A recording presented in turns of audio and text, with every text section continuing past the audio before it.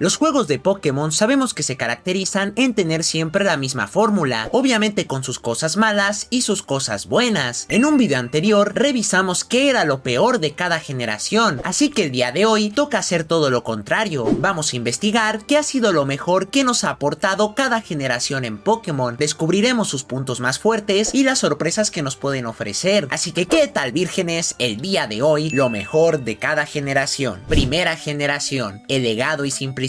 Empezamos con la primera generación, que es la más icónica y recordada de todas, y es normal, ya que fue la que sentó todas las bases para lo que sería esta franquicia a lo largo del tiempo, por lo que su legado y su simplicidad es lo más importante de esta generación. Si bien a veces se puede sentir un poco obsoleta a comparación de las siguientes entregas, en el tiempo de salida de estos juegos fueron toda una novedad. Aunque Pokémon se ve claramente inspirado en otras franquicias como Megami Tensei, nunca se había visto un diseño de criaturas tan especiales que podías capturar, entrenar de diferentes formas y eran 151 monstruos diferentes. Otra cosa que también es buena es su simplicidad. Aunque actualmente tenemos juegos más desarrollados o más complejos, los diseños de los Pokémon de esta generación pueden ser considerados como sencillos, pero se ven muy bien para el público general y son agradables a la vista. Y no solo eso, sino que tanto el equipo villano como la región y su historia están bien equilibradas y son sobre todo disfrutables. Es por eso que considero a los juegos de la primera generación como el juego base de toda la franquicia, y por el simple hecho de que alguien se atreviera a crear este mundo ya tiene bastante mérito. Segunda generación, las mejoras internas. Los primeros juegos de Pokémon se vieron algo limitados, sobre todo en su inicio, y la consola tampoco permitía muchas cosas, pero después del éxito que fueron las primeras generaciones, la segunda generación se dio el lujo de añadir novedades y mecánicas, que fueron cambios que ayudaron a complementar a lo que es la franquicia hoy en día. Un ejemplo claro son algunos Pokémon que no tenían evolución o se veían incompletos en la primera generación, y aquí hubo muchos que tuvieron una. La crianza y el sexo entre los Pokémon, el reloj interno, los cambios de día y noche son cosas que podríamos dar como básicas, pero que en la primera generación no estaban. Y una de las más importantes fue tener dos regiones en un juego, que muchos dirán que esto es lo más importante de esta región, pero va más allá. Vemos que los juegos de Pokémon eran ambiciosos desde que se crearon, pero no solo mejoraron cosas técnicas en esta región, sino también la llenaron de cultura. Como les dije, la primera generación se siente un poco simple, pero en la segunda fue cuando le dieron más identidad a su región, teniendo no solo escenarios inspirados en el Japón de la vida real, sino también en muchos atuendos que tenían varios entrenadores. Aunque pudimos ver un poco de esto en la primera generación, era de una manera muy ambigua, y en la segunda generación están todavía más presentes. También la mitología y las leyendas son de las más recordadas de la saga, haciendo que los Pokémon legendarios tengan más peso e importancia en nuestro recorrido, por lo que estos detalles de mejora tanto interna como externamente fue lo más importante que nos pudo dar esta generación, y que próximamente sería muy importante para la franquicia. Tercera generación, la forma de ver los combates. Llegamos a la isleña región de Hoenn, donde si bien hubo algunas cosas que empeoraron a comparación de la anterior generación, esta región tuvo más variedad de biomas y de escenarios, sintiéndola todavía más viva y llena de color. Pero una de las cosas más importantes que implementó fue en cómo ver los combates en el mundo Pokémon, ya que fue en esta generación donde se implementaron los combates dobles, que es actualmente el formato competitivo oficial de la franquicia. Las habilidades y naturalezas no existían y son indispensables actualmente, y de cierta forma le dan más identidad a cada uno de los Pokémon. Mucha gente dice que esta generación es un poco más difícil que las anteriores dos, y su dificultad radica en mucho de los combates que vemos a lo largo del juego, pero claramente uno de los retos que más extrañan los fans es el frente de batalla. Pudimos ver cómo muchos entrenadores pasaron horas y horas desarrollando estrategias y aprendiendo más de los combates gracias al frente de batalla. Actualmente hay otros conceptos diferentes y no sabemos cuándo nos encontraremos con un desafío que sea igual de interesante y entretenido, así que desde aquí los combates dejaron de ser iguales en Pokémon, siendo lo más destacable de esta generación. Cuarta generación, lore y origen del mundo Pokémon. La región de Sinnoh, si bien es una muy lenta, tuvo muchas novedades, como el hecho de agregar la diferencia entre ataque y ataque especial, los combates por Wi-Fi, etc. Pero fuera de eso, hizo algo muy importante para la franquicia, que fue el darle un lore y mitología al mundo de Pokémon. Los legendarios de esta generación toman un papel súper importante en la historia, que afortunadamente pudimos explorar más a profundidad en Pokémon Arceus. Tenemos a Arceus como el creador del todo, a Dialga como el guardián del tiempo, a Palkia como el guardián del espacio, a Giratina que domina la antimateria, Darkrai siendo el Pokémon de la oscuridad, Cresselia siendo su opuesto, el trío del lago que formaron la sabiduría, las emociones y la voluntad, incluso los propios Regis recibieron su propio origen gracias a Regigigas. Tienen unos diseños muy memorables e historias muy interesantes. A lo largo de la aventura podemos ver referencias a ellos como la estatua en Ciudad Vetusta, las ruinas de Pueblo Calestis, etc. Una de las mejores campeonas de todo Pokémon está centrada en explorar e investigar todo sobre el origen de este mundo, así que imagínense todo el peso que tienen los legendarios en esta generación, teniendo más importancia que incluso en otros juegos y siendo por obvias razones lo mejor que nos ofrece la cuarta generación. Quinta generación, la historia. Para nadie es novedad que la quinta generación tiene una de las mejores historias que pudimos tener en la franquicia. El cómo lleva el tema de los ideales y los plasman en sus personajes de una manera casi perfecta hace que tengamos una narrativa increíble. Cheren es un chico muy calculador y que trata de investigar lo más posible para superarte en combates, pensando que todo está en la fuerza y en las estrategias. Bell siendo todo lo contrario, dándole más peso a la conexión sentimental con los Pokémon, donde incluso vemos una subtrama con su padre que trata de imponer ciertos ideales en su hija, y aunque no sea la entrenadora más fuerte, al menos trata de seguirnos el paso. Tenemos a N como uno de los mejores personajes en Pokémon, un chico que creció aislado de la sociedad y que le fueron inculcados ciertas ideas con los cuales lleva a cabo los planes de su padre adoptivo, siendo principalmente la liberación de los Pokémon, y el cómo nos transmite esos ideales hace que incluso nosotros mismos nos cuestionemos si lo que estamos haciendo es lo correcto. Mirto es uno de los mejores campeones que ha podido parir esta saga, con una subtrama que involucra la pérdida de su compañero y este vaga por toda Teseria tratando de transmitir su mensaje. Por eso trata de convencer a Cheren de que no todo se trata de fuerza, sino que va más allá de eso, bastante irónico siendo el entrenador más fuerte de la región. El equipo Plasma es uno de los mejores equipos villanos, siguiendo claramente los ideales de sus altos mandos y teniendo un objetivo en la historia. Gechis es uno de los villanos más temidos de la saga, manipulando a su hijo para tener la fuerza y el poder para dominar la región. Los líderes de gimnasio al fin tienen relevancia y se nota que tienen una responsabilidad y podemos indagar más y más en la historia de esta generación, pero todavía nos faltan 4 generaciones más por abarcar. Igual tengo un video hablando sobre esta generación por si quieres pasar a verlo. Aunque este puesto es muy predecible, no podemos negar que hasta la actualidad no tenemos una historia tan buena como lo fue en Pokémon Blanco y Negro. Sexta generación, la Mega Evolución. La sexta generación es una de las más importantes de Pokémon, ya que introdujo el tipo Hada, el Poké-Recreo, la customización del personaje y el tan ansiado salto al 3D. Esto último podría ser lo más importante, de no ser porque muchos sprites dejaron mucho que desear cuando se pasaron a este formato y hay ataques que gráficamente podrían mejorar mucho más. Fuera de esto, hay muy pocas cosas que podemos rescatar de los juegos de X y Y, ya que la mayoría de apartados como historia, personajes o dificultad dejan mucho que desear. Entonces, si tenemos que resaltar algo bueno de esta generación, para mí son las Mega Evoluciones. Fue la que inició esta tendencia de Pokémon de tener una nueva mecánica de combate cada año, y es una que visualmente llama mucho la atención. Con la Mega Evolución, muchos Pokémon adquirieron relevancia e incluso muchos los llegamos a ver en competitivo. Obviamente tiene sus peros, como el origen que no es tan interesante como las demás mecánicas, y que muchas de las Mega Evoluciones se las dieron a Pokémon de la región de Kanto, pero es tan querida que muchos fans hasta la actualidad esperan su regreso, y sería estúpido negar que no quisiéramos ver alguno de nuestros Pokémon con una Mega Evolución. Además, esta mecánica se puede adaptar a cualquier región de Pokémon, como lo vimos en los remakes de tercera generación. Lo que no sabemos es si van a volver, pero cuando regresen les aseguro que serán tendencia y vamos a tener a todos los fans hablando sobre las nuevas formas. Séptima generación, la ambientación de la región. Los juegos de Sol y Luna se encargaron de darnos un aire fresco a la franquicia. Si bien, aunque se mantenía el núcleo de Pokémon, las cosas que cambiaron fueron muy acertadas y lo mejor que supieron hacer fue la ambientación de la región. Como muchos sabemos, la región de Alola está inspirada en Hawái y podemos ver que en cada rincón de esta se siente muy cultural. En nuestro recorrido insular podemos ver que los escenarios se sienten muy vivos y llenos de ese carisma, como en los personajes y muchos biomas. Los Pokémon son los más apegados a su región, desde los iniciales hasta los Tapus, y obviamente no podía dejar pasar a una de las mejores ideas que ha tenido Pokémon, las formas regionales. Esta decisión no solo hizo que tuviera más vida la región de Alola, sino que también hace que Pokémon viejos adquieran un diseño y características diferentes, pudiendo expandir más el concepto de estos mismos, y muchas de estas formas les aseguro que sobrepasan a las originales. Por eso no es de sorprendernos que hasta el día de hoy sigan implementando nuevas formas regionales. Los movimientos Z van muy acorde a lo que es Alola, una región muy activa y carismática. A comparación de las Mega Evoluciones, se vería muy raro los movimientos Z en una región que no sea Alola. Todo esto sumado nos da a una de las mejores regiones regiones de todo Pokémon, si no es que es la mejor hasta la actualidad. Con el tiempo hemos visto cómo han mejorado mucho en el diseño de sus regiones y los propios Pokémon, pero es muy difícil superar a la séptima generación en este apartado. Octava generación, los líderes de gimnasio y liga Pokémon. Al igual que la sexta generación, los juegos de Pokémon Espada y Escudo no son muy queridos por la comunidad, ya que en la mayoría de sus apartados es bastante cuestionable, así que es muy difícil decidir qué puede resaltar en esta generación. Algo que me gustó mucho en particular fueron los diseños de los Pokémon, y diría que esta generación tiene una de las mejores Pokédex que hemos visto hasta la actualidad, pero de lo que más recuerdo y de lo que más disfruté fueron los líderes de gimnasio y la liga Pokémon. Los combates contra estos se sienten muy épicos, ya que estamos en un estadio repleto de gente, y tenemos la nueva dinámica de los Pokémon Gigantamax que hace que los combates se sientan más inmersivos. Todos los líderes de gimnasio y rivales en la liga tienen acceso a las formas Gigantamax, por lo que los combates se sienten todavía más equilibrados. Otra cosa a tener en cuenta son los propios diseños de los líderes de gimnasio. Diría que son de los mejores que hay en Pokémon, y muchos de ellos están llenos de personalidad. Leonel es la clara imagen de lo que debe representar un campeón, ya que impone muchísimo. Aunque no tengamos a la mejor generación, los combates se sienten increíbles y muy desafiantes, que van muy acorde a lo que representa Galar. Novena generación, el recorrido. Acabamos con la última generación introducida, la novena, siendo una de las más polémicas en la historia de Pokémon. Prácticamente o te gusta mucho o la odias completamente. Una de las cosas que hizo muy bien fue el farmeo de niveles, ya que antes de subir tus Pokémon de nivel era algo muy tedioso, y ahora con la nueva forma de combatir a los Pokémon salvajes hace que sea más disfrutable y dinámico. Tenemos el mundo abierto y la posibilidad de escoger a dónde queremos ir, y esta novedad es la mejor característica que nos ofrece Pokémon Escarlata y Púrpura. No hablaremos de cómo se ve gráficamente, porque sabemos que la mayoría de escenarios y del mundo abierto se ven muy mal. A lo que me refiero es al concepto de escoger a dónde quieres ir primero. Puedes completar las medallas para luego enfrentarte a la liga Pokémon acompañada de Mencía, completar la trama de Penny y del Team Star, o ayudar a Damián a conseguir los ingredientes para salvar a su compañero. Lo mejor es cómo estas historias al final del juego se unen, llegando al clímax de la historia. La interacción y diálogos con nuestros rivales o compañeros en la zona 0 es muy disfrutable, y se siente esa conexión entre ellos para poder avanzar en la historia. Estos juegos serían de los mejores si su apartado gráfico y técnico no fuera tan espantoso, y para ser la primera probada al mundo libre en Pokémon, además de Pokémon Arceus, lo supieron hacer de una manera muy ágil y entretenida, esperando que en próximas entregas mejoren y se superen a ellos mismos. Aunque en todos los juegos de Pokémon haya cosas buenas y cosas malas, todas las generaciones son disfrutables y entretenidas. Esperemos que Pokémon siga mejorando con el tiempo y cada vez nos entregue juegos más pulidos. Recuerda darle like al video y suscribirte para que yo pueda seguir creando contenido de este estilo. Entonces dime, para ti, ¿qué es lo mejor de cada generación de Pokémon?